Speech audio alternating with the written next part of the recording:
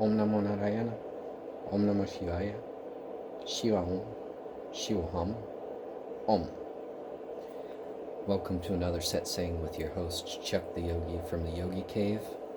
Let us continue with the city section, shall we? Let's see, where was I? I know we were starting with the CDs, so let's see what we have now. Okay, so Patanjali is going to take a short detour here and get a little technical with us, so bear with me.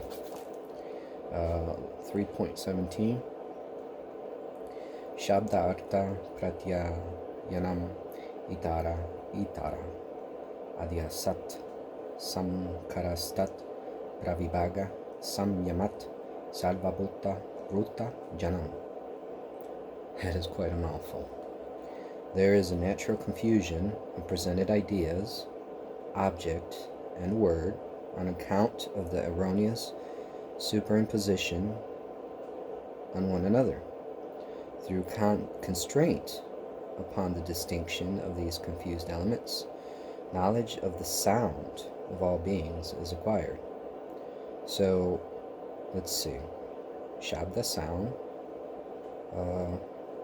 How can we phrase this in plain English? So, one way of doing that would be to allude to Natha Yoga. And Natha Yoga focuses a lot on sound and light, right? And sound and light as basic components of matter, okay? So bear with me here. So the idea is that there is a natural confusion of presented ideas of the object and the word. So, because they superimpose upon one another.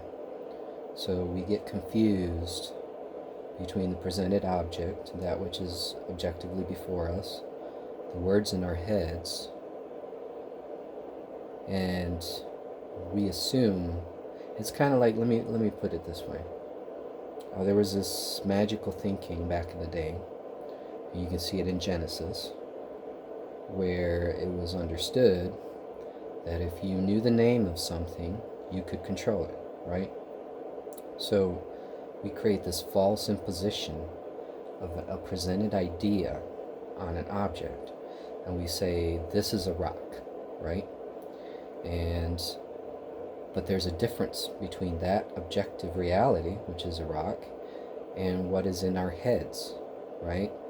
So what he's trying to allude here in an extremely technical kind of way, because we're talking about Sanskrit here, is that the original sound, now let's not talk about light yet, but the original sound or vibration of that objective reality can be reached by a yogi that has achieved samyama, or oneness, with that objective reality.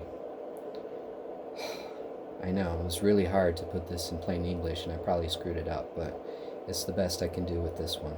It's extremely technical. Anyway, let's move on to the next one. 3.18 Samskara Sakshat Karanat Purva Jati Janam. Through direct perception of subliminal activators, the yogin gains knowledge of his previous births. How? Subliminal activators, what is that? Well, this is the idea of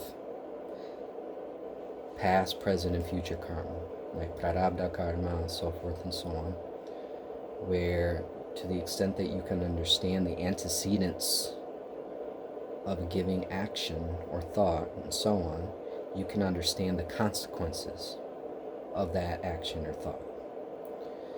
That allows the yogi, as if he were observing a holographic time span, right?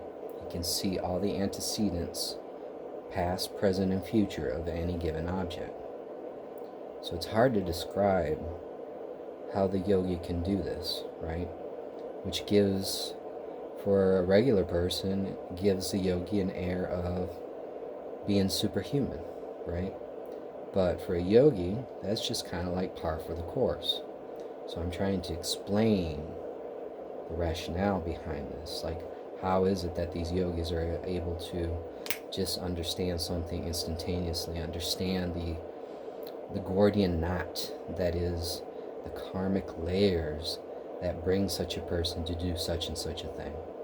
So this is what we're trying to get into here, painfully. So 3.19, pratyayasya parachita janam.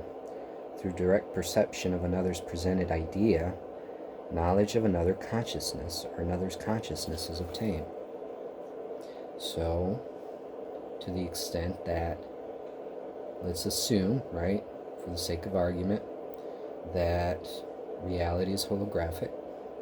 If that is so, then a yogi, to the extent that he can understand the holography in his own mind, which leads him to this, that, and the other, he can also do so with an object or with that consciousness of another person and understand the motivations behind what brings that person to do such and such, or how or why the karma of such and such a person unfolds this way or that way, as if you were watching a stream and seeing where the stream is going to go, because the yogi has a perspective a regular, normal human being, average Joe, does not necessarily possess.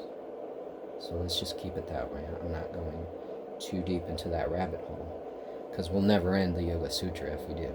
Okay. 3.20. Nachatat sa alambanam tasya avishayi bhutatvat. But this knowledge does not have as its object that presented idea together with the respective support or object, because of its being absent from the other's consciousness. So how do we word this in plain English? The knowledge does not have as its object that presented idea together with the respective support, because of its being absent from the other's consciousness.